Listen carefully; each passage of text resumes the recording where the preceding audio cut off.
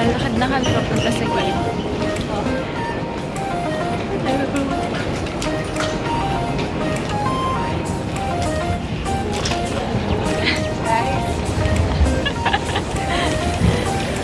Niloloko na naman nila ako. Hi guys na naman.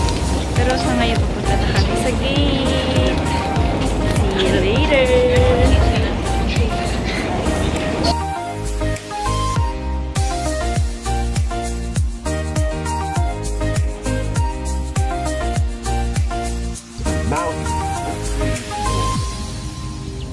Hold the mask in place with the strap.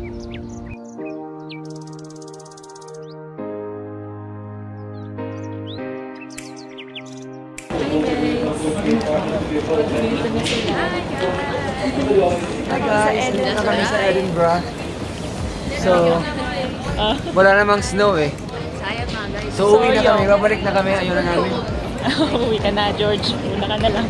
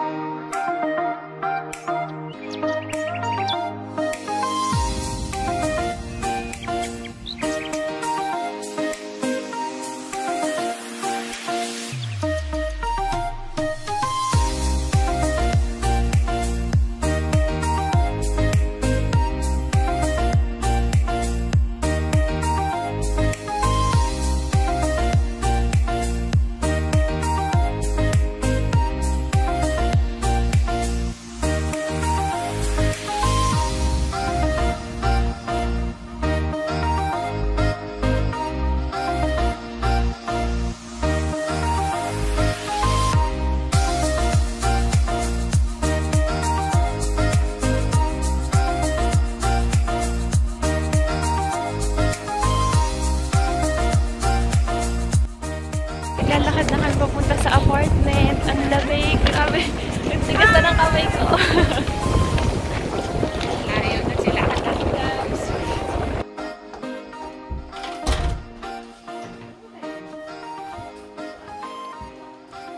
Eto, meron natin.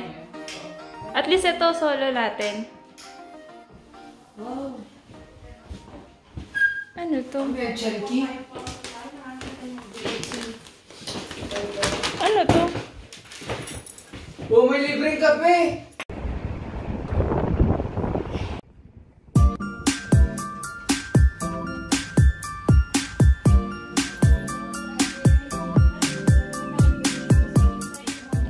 Iba yung money nila dito sa Scotland.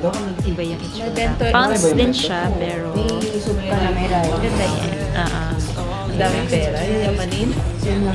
100 pounds? 100 pounds ang ina niya talaga. No? Nice. Nice, nice, nice.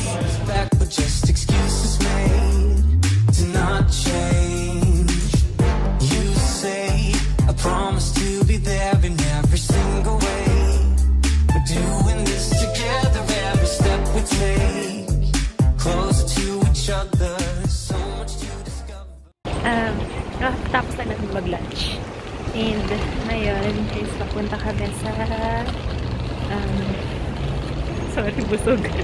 Harry Potter tour. Doon sa may high street ng meeting place. So, yeah, sama namin kayo. Look at the view habang naglalakad kami.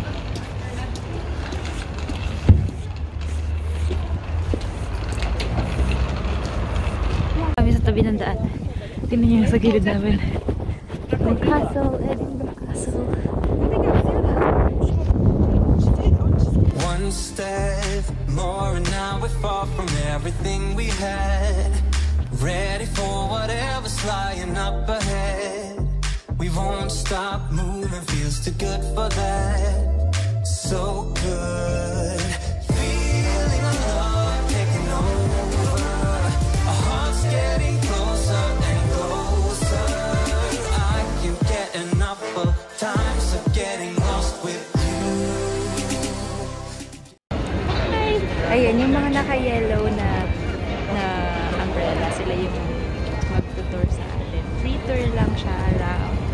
around the city. Pero yung kinuha natin ngayon is Harry Potter tour. Ganda oh. Ganda lahat. Angus is the tourist. Tour idea is a brilliant idea. It's the same all around Edinburgh and all around Europe and even the world now. It started in Europe, Germany I believe, about 20 or 30 years ago.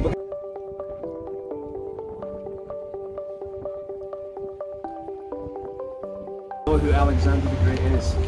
He's not Scottish, but you know, we've claimed him, he's ours because we have a statue of him, so you know, it's that. Right, so there's 4 handprints around one square. There are other handprints around other squares going along here, and to be honest, we only started this in 2007. Sparkly, bright, hangs around in the wilderness of Scotland, murders everything. Our national animal. Are the biggest braggarts you'll find in the world. They never stop talking about the fact that they built a castle.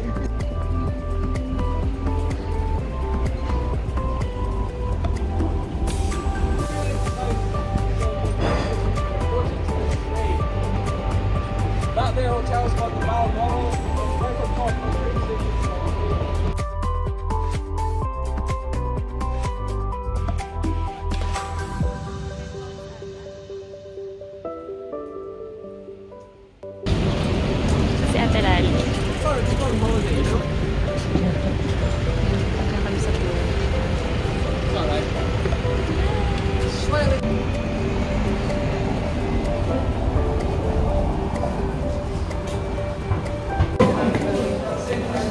Yeah. Ito yung isa sa mga ganda nilang cabinet. Ganda na. Yeah.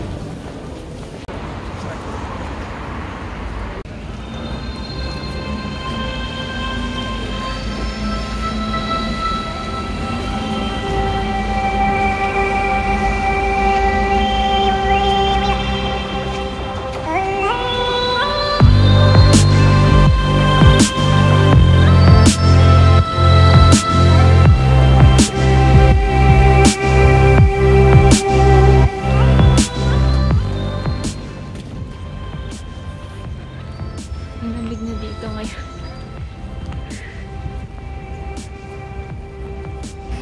Nandito kami ngayon sa cemetery.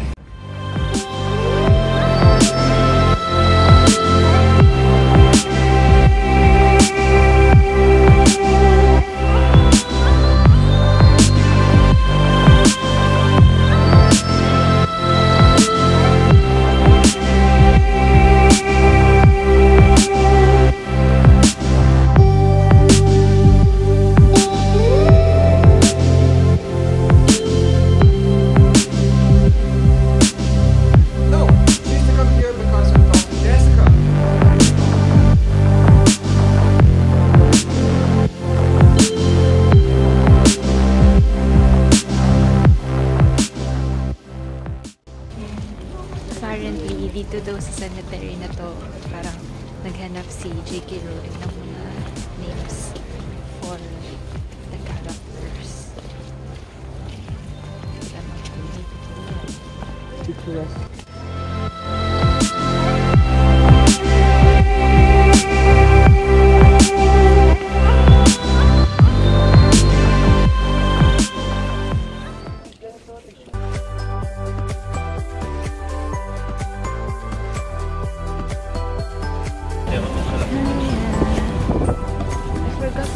Street to, pero ito daw yung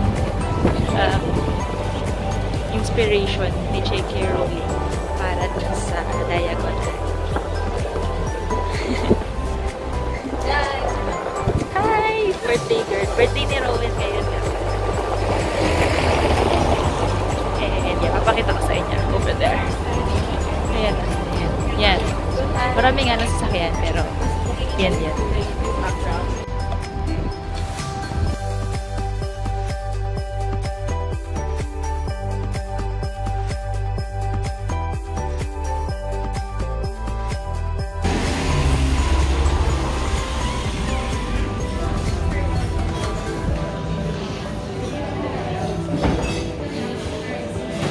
Ito yung pinaka-menu nila. And then, desserts. Naka-order ka na, ate? Wala pa. Ina-ice ko yung So, ito yung cakes and drinks. Coffees, hot drinks, teas.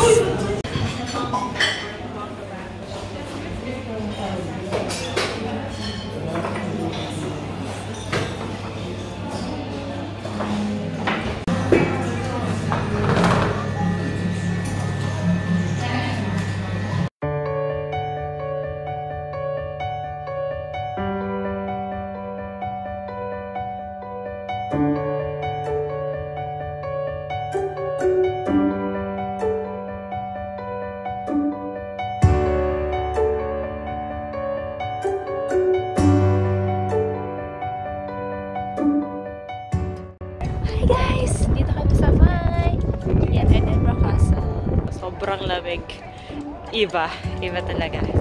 And then banda yung city lights over there. Lakad lang tayo.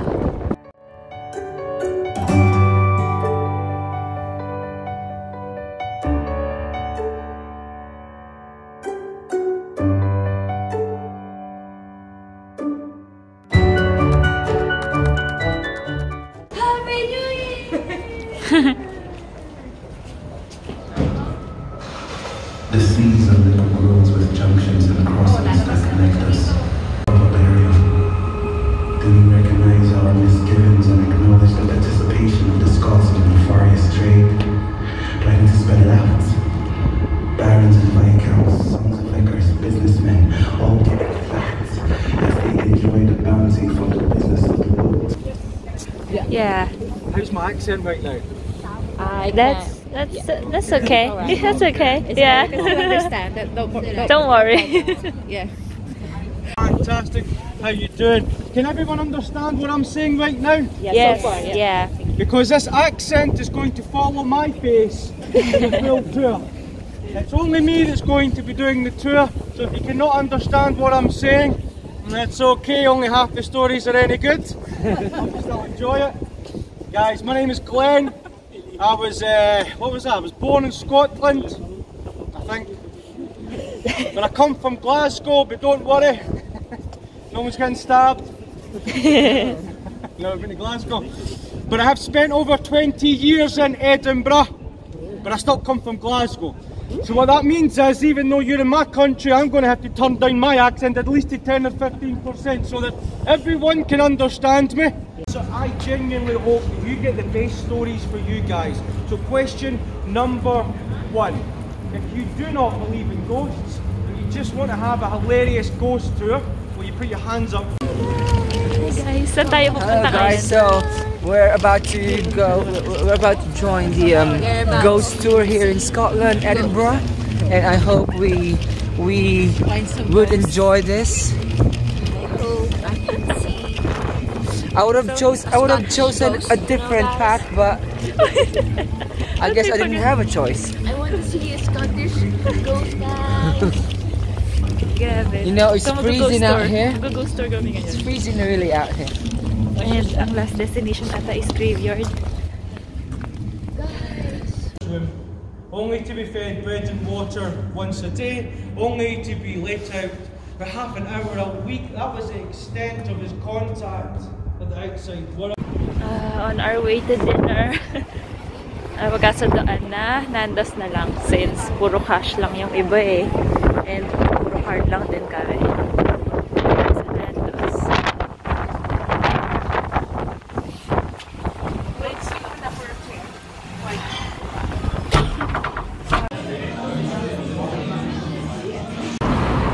Pauwi na kami, naglalakad na kami papuntang apartment.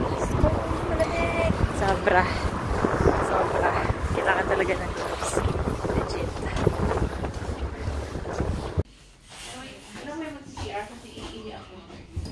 May TV kayo? Meron din. Sige, buksan nyo para maingay. Tada! May TV and then bed. Tapos merong sofa bed. Tatanggal yung ilalim para maging bed.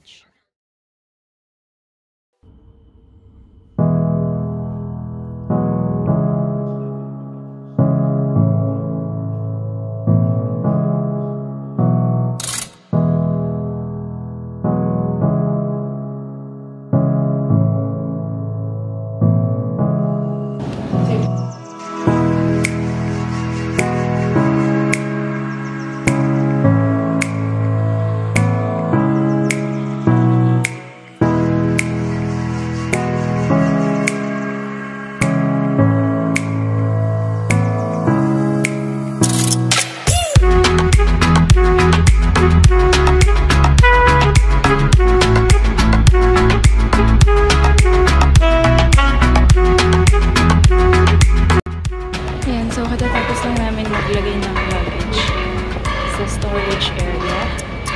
And naglalakad kami papuntang Edinburgh. Natitikat namin.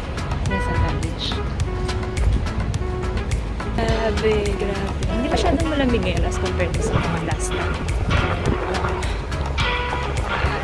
So, hindi ko masusunod. But, sila na lang sa likod.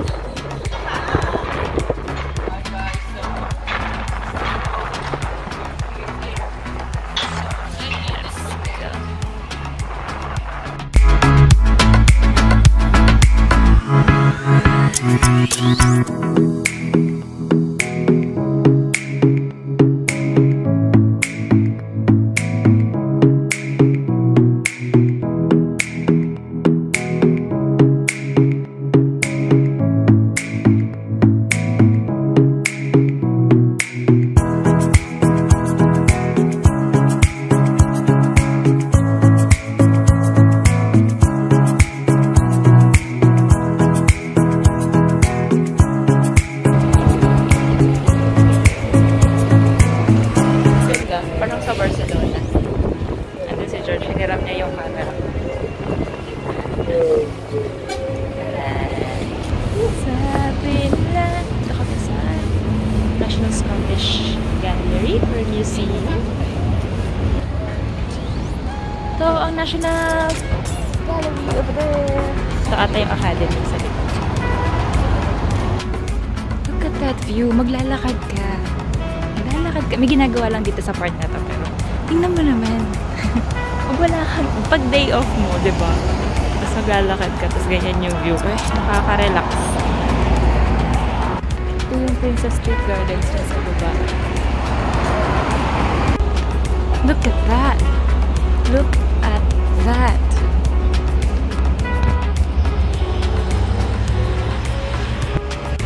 New College! University of Edinburgh. Uphill yung daanan. Papunta dun sa Edinburgh Castle. Kakaroon kami dun. Tapos dun pabanda yung Edinburgh Castle.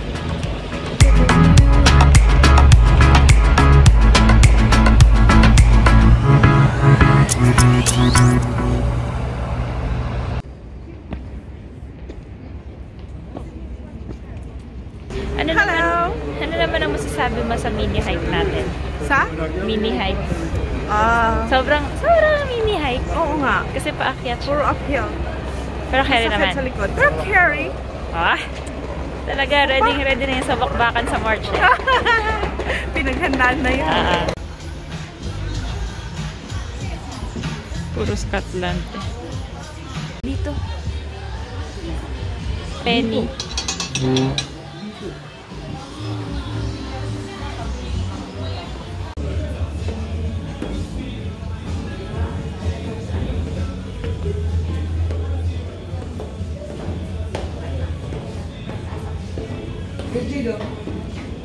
Ano? Bye-bye. 125.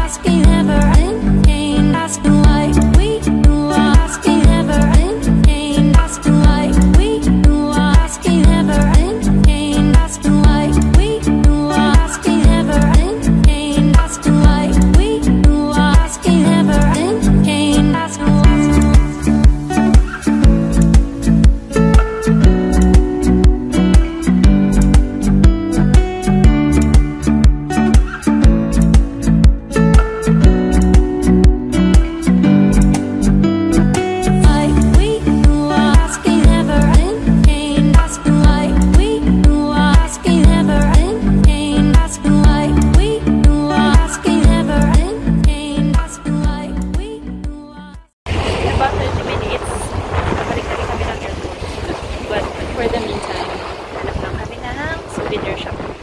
May kailangan ng bilhin si Ate. See you in the airport then, I guess.